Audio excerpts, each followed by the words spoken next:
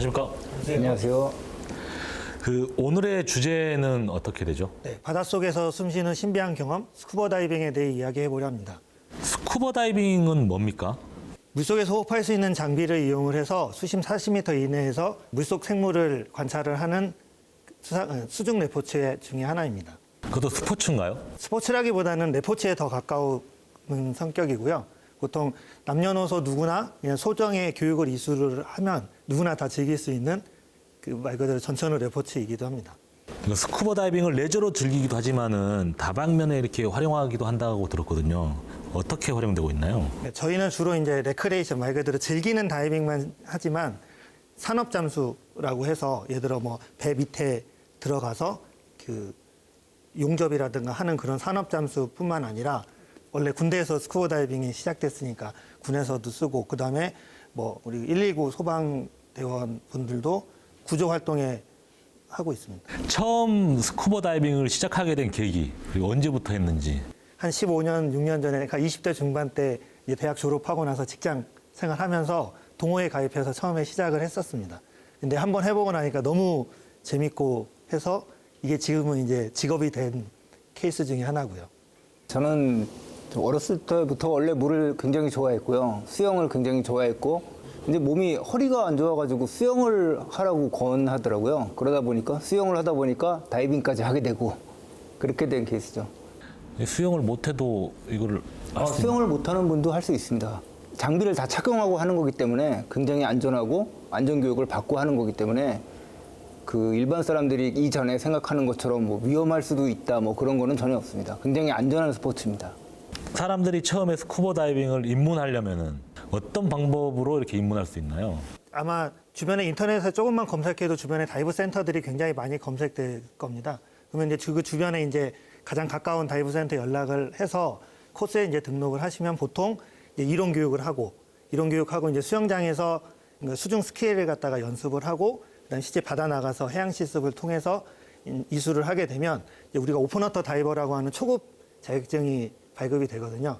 그 후부터는 이제 편하게 이제 다이빙을 갖다 즐길 수가 있는 그런 코스로 구성이 되어 있습니다. 자격증 없는 분들은 스쿠버 다이빙을 못하고 대신에 체험 다이빙이라고 해서 우리가 그 교육 코스 중에 일부만 아주 기초적인 부분만 배워서 그냥 말 그대로 체험만 해볼 수 있는 그런 프로그램들은 많이 있습니다. 그 자격증들은 우리나라에서만 이렇게 딸 수 있는 건가요? 아니요. 그 자격증을 발급하는 것도 일반 회사인데 국내 회사도 있긴 있습니다. 근데 대부분 그 시장을 점유하고 있는 거는 미국 회사입니다. 그 자격증을 해외 다이빙 샵에 보여주면 다이빙 장비를 빌릴 수가 있습니다. 자격증이 없으면 장비를 빌려주질 않고요. 예, 그 자격증만 있으면 전 세계 어디든지 다이빙을 할 수가 있습니다. 아시아 최대 수심을 자랑하는 다이빙 전용 풀장이 위치한 곳.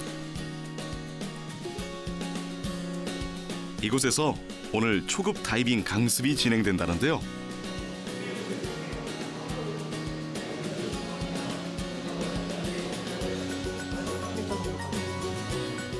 오늘의 강습생, 철환 씨의 눈이 이미 다이빙 중인 사람들에게서 떨어지질 않습니다. 체험 다이빙을 해봤는데 너무 재밌어서 자격증을 신청하게 됐습니다.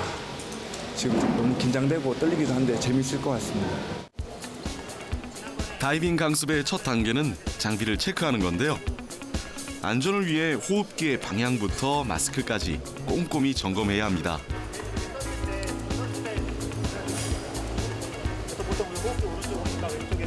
스쿠버 다이빙 같은 경우에는 물속에서 숨을 쉬어야 되기 때문에 우리가 여기 있는 공기가 압축되어 있는 공기 탱크가 있어야 되고요. 그 공기 탱크를 이용해서 우리가 숨을 쉴 수 있는 호흡기가 있어야 됩니다. 그리고 물속에서 부력 조절을 할 수 있는 부력 조절기. 그리고 물속에서는 우리가 시야가 안 보이니까 그 마스크라고 하는 이제 수경이 필요한 거고요. 그리고 가장 중요한 다이브 컴퓨터가 대표적으로 주 장비가 됩니다. 장비 체크를 끝내고 이제 하나씩 착용을 하는데요.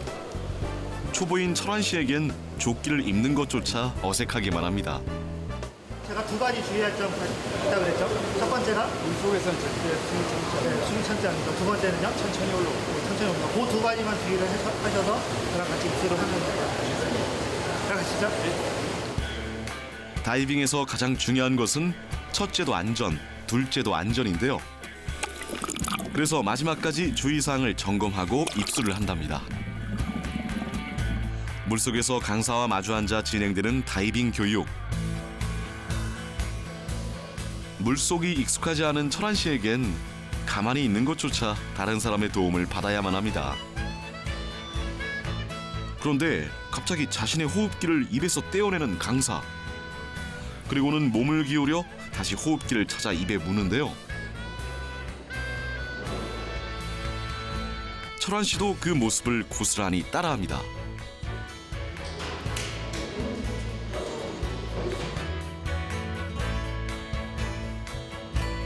도대체 무슨 행동인지 보는 사람을 아리송하게 만드는데요. 잠시 휴식을 위해 수면 위로 올라온 두 사람.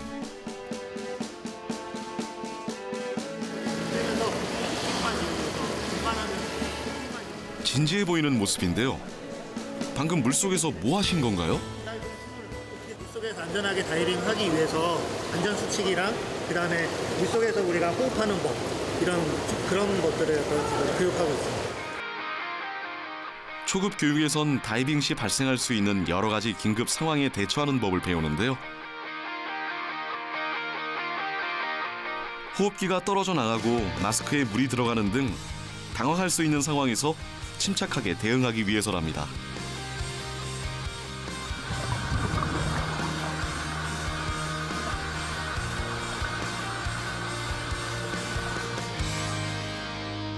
성공적으로 오늘의 수업을 마쳤는데요. 오늘 수업 어떠셨나요? 재밌습니다. 정말 재밌습니다. 강사님이 친절하게 교육해 주셔서 어려운 걸 절대 없었습니다. 그러네요, 제가. 네. 철한 씨, 끝까지 교육 무사히 받고 바다에서 즐겁게 스쿠버 다이빙 하실 수 있기를 저희도 함께 응원하겠습니다.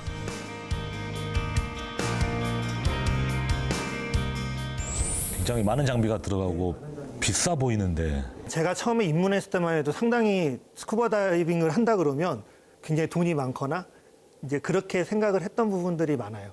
그때는 이제 대부분 다 수입에만 의존을 모든 장비를 100%다 수입에만 의존을 했기 때문에 거의 장비가 엄청나게 비쌌었는데 최근에는 뭐 다이브 컴퓨터도 국내에서 제작을 하고 각가지 부력자 겟이라든가 슈트도 이제 국내에서 제작을 하기 시작하면서 어느 정도 가격이 이제 많이 낮아지고 또 이제 보급이 좀 많이 됐기 때문에 지금은 이제 예전에 비해서는 부담 없이 즐길 수 있다고 생각하시면 될 것 같아요.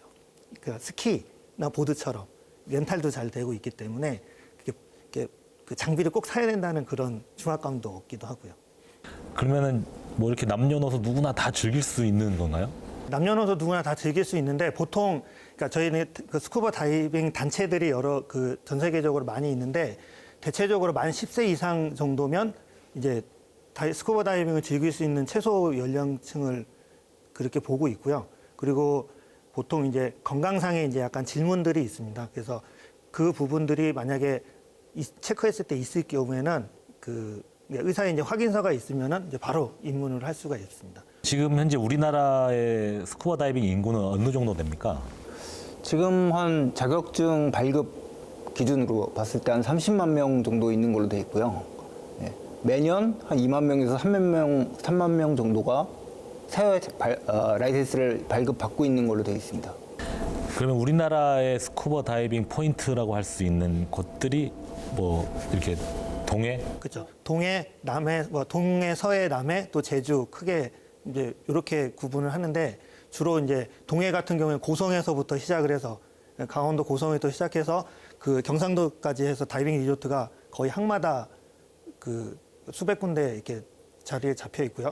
제주도 같은 경우에도 뭐 서귀포 중심으로 해서 다이빙 그 샵들이 굉장히 많이 있어서 주말이나 그 휴일에는 그 많은 다이버들이 해당되는 다이빙을 즐기고 있습니다. 따뜻한 기후와 아름다운 바닷속 풍경으로 다이버들에게 사랑을 받는 제주도. 우리가 찾아간 날에도 이미 많은 사람들이 다이빙을 즐기고 있었는데요. 그때 제작진의 눈에 띈 한 다이버. 손에 든 물체가 낯익어 보이는데요. 혹시 그거 카메라 맞나요? 다이버들은 산호초 가까이에서 카메라로 촬영을 하고 있었는데요. 2019년 세계 수중사진 촬영 대회에 나갈 한국 대표를 뽑는 선발전을 진행하고 있는 겁니다. 다이버들은 자유롭게 해양 생물과 산호초들을 촬영하는데요. 3일 동안 계속되는 선발전. 이날만 약 50여 명의 참가자가 제주 전역에서 촬영 중이었습니다.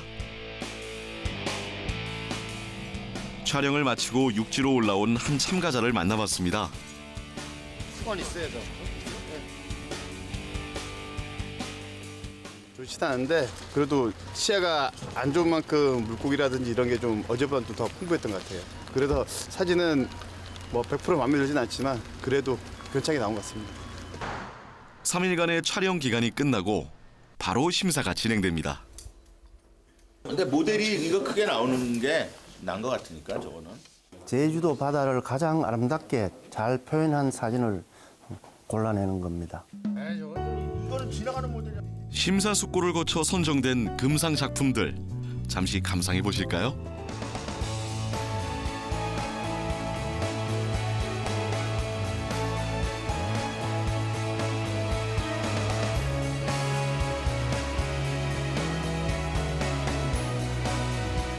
제주 바다의 아름다움을 담아낸 사진들.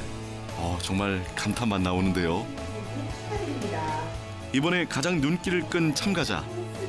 무려 3가지 분야에서 금상을 탄 양충홍 작가입니다. 너무 행복한 순간이고요. 일단 저를 이제 같이 저희 다이빙 해주신 버디 분들이랑 모델 해주신 분들 덕분에 이렇게 좋은 상을 받게 돼서 너무 행복합니다. 다이버들이 즐길 거리 중에 그 에코다이빙 쪽으로 아이디어를 내서 진행한 부분이 수중사진 촬영이라고 보시면 되겠습니다. 우리 바다의 멋진 모습 앞으로도 계속 담아주세요. 그래도 그 스쿠버 다이빙이라 하면은 보통 사람들은 좀 위험하다 이런 생각들을 많이 할 것 같은데 정말인가요? 우리가 수상 스키가 0.12%의 사고율이 있고 뭐 가장 심한 거는 뭐 미식축구 같은 경우는 2% 넘는 사고율이 있는데 스쿠버 다이빙의 그 사고율은 0.04%로 나타나고 있고요.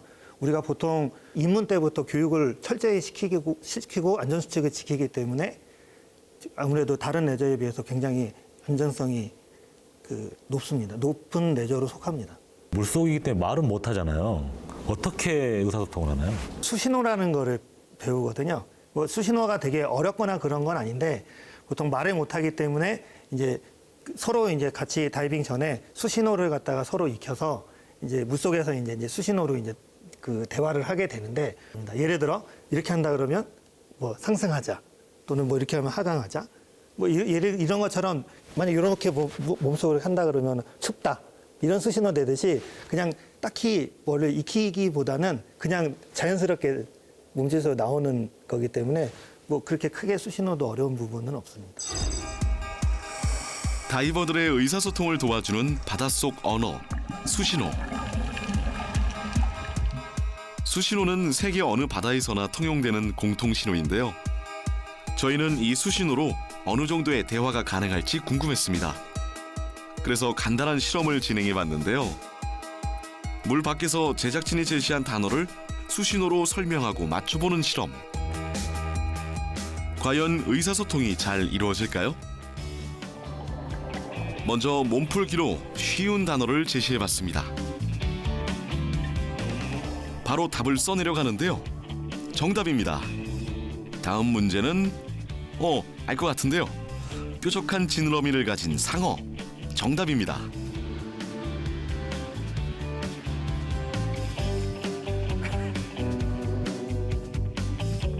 이번 문제는 좀 어려운 것 같은데요.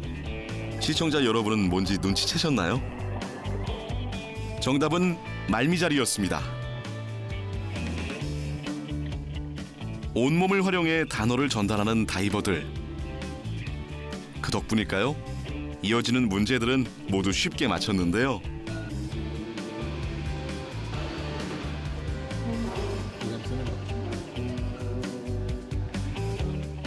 프로그램 이름까지 정확하게 맞춘 다이버. 수신호로 생각보다 많은 의사 표현이 가능하군요. 뭐 우리가 지금 육상에서도 이렇게 커뮤니케이션 하듯이 물속 역시 커뮤니케이션이 되게 중요하겠죠? 그렇죠? 모두 수고하셨습니다. 감압병이 어떤 병인가요? 공기는 79%의 질소와 21%의 산소로 구성이 되어 있습니다. 근데 우리가 스쿠버 다이빙 하면서 수심으로 내려가면 내려갈수록 그 질소가 우리 몸의 조직에 흡수가 되게 됩니다.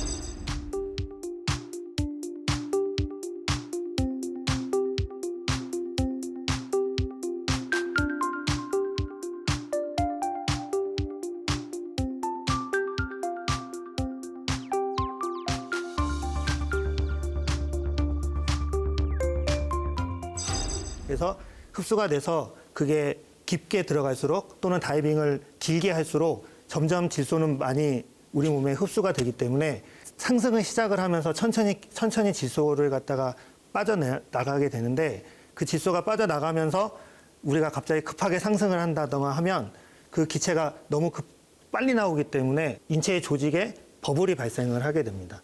그래서 감압병이 생기게 되고 또는 너무 많은 잠수를 했기 때문에 우리 몸의 질소가 포화 상태가 될 경우에는 그때는 감압이라고 하는 절차에 의해서 상승을 갖다 해야 되는데 감압 절차 없이 상승하게 될 경우에도 감압병에 걸릴 수가 있습니다. 그래서 그렇기 때문에 우리 레크레이션 다이빙 하시는 분들은 반드시 천천히 상승을 하고 그다음에 컴퓨터가 가르쳐주는 그 잠수 시간 내에서 허용 시간 내에서만 다이빙을 즐기셔야 됩니다. 그래야 보다 즐겁고 안전하게 다이빙을 즐기실 수가 있습니다. 스쿠버 다이빙을 할 때 그 바람이나 뭐 기후의 영향들도 받나요? 주로 바다에서 즐기기 때문에 파도가 높거나 할 경우에는 아무래도 이제 배가 나갈 수가 없기 때문에 그 파도가 높거나 하게 될 경우에는 이제 다이빙은 아마 하기 힘들고요. 우리나라 같은 경우에는 파도가 좀 높으면 이제 풍랑주의보가 이제 발효가 되면 이미 이제 모든 배가 이제 나갈 수가 없기 때문에 다이빙 역시 이제 진행을 할 수가 없는 상황이고요. 대신에 어떤 분들은 비가 오면 다이빙 어떻게 하냐라고 하지만 우리는 물속에 들어가기 때문에 비랑은 또 상관없이 파도만 잔잔하면 오히려 그 밑에 5m 안전정지하면서 위로 보는 비 떨어지는 그게 더 아름답게 더 보일 수도 있거든요. 그렇기 때문에 비랑 다이빙이랑은 또 상관이 없습니다. 스쿠버 다이빙의 매력은 뭡니까? 아시다시피 지구의 70%는 그 바다로 되어 있습니다. 스쿠버 다이빙을 갖다가 시작을 하게 되면 못 가본 곳이 너무 많아지게 되는 거죠. 그렇기 때문에 오히려 여행에 굉장히 더 즐거운 여행을 갖다 더 계획을 할 수 있고 그래서 더 그런 스쿠버 다이빙이 더 매력이 있지 않을까 싶습니다. 육지에서 이렇게 보는 관광이 아니라 바다까지도 같이 볼 수 있기 때문에 그게 모든 지구라기보다는 어쨌든 그러니까 모든 환경에 대해서 다 볼 수 있다라는 그런 장점이 매력이 아닌가라는 생각이 듭니다. 물속에 들어가서 뭐 새로운 경험을 하는 것도 굉장히 중요한 경험이고요. 당연히 스쿠버 다이빙은 혼자 하는 게 아니라고 말씀드렸잖아요. 여러 명이서 함께 즐거운 시간을 보내고 또 스쿠버 다이빙을 한 군데서만 하는 게 아니잖아요. 전 세계가 다 스쿠버 다이빙 포인트입니다. 이걸 빌미로 전 세계를 돌아다니면서 마음이 맞는 친구들과 여행을 다니면서 물속의 경이로운 풍경도 보고 여러 동물과도 물속 생물과도 친해지고 그런 게 아주 좋은 점이라고 생각합니다. 마지막으로 하고 싶은 말씀 있으시면 한마디씩 해주시죠. 스쿠버 다이빙은 안전수칙만 지킨다면 안전한 레포츠이기 때문에 누구나 쉽게 배울 수 있는 레포츠이고요. 그래서 스쿠버 다이빙 같은 경우는 이건 의심의 여지가 없는 그 최고의 취미가 아닐까 생각이 듭니다. 여러 가지 취미가 있는데 뭐 골프도 있고 축구도 있고 뭐 스키도 있고 많지 않습니까? 그런데 스쿠버 다이빙이야말로 정말 그 여러 사람과 즐길 수 있고 전 세계를 누비면서 다니는 최고의 스포츠라고 생각합니다.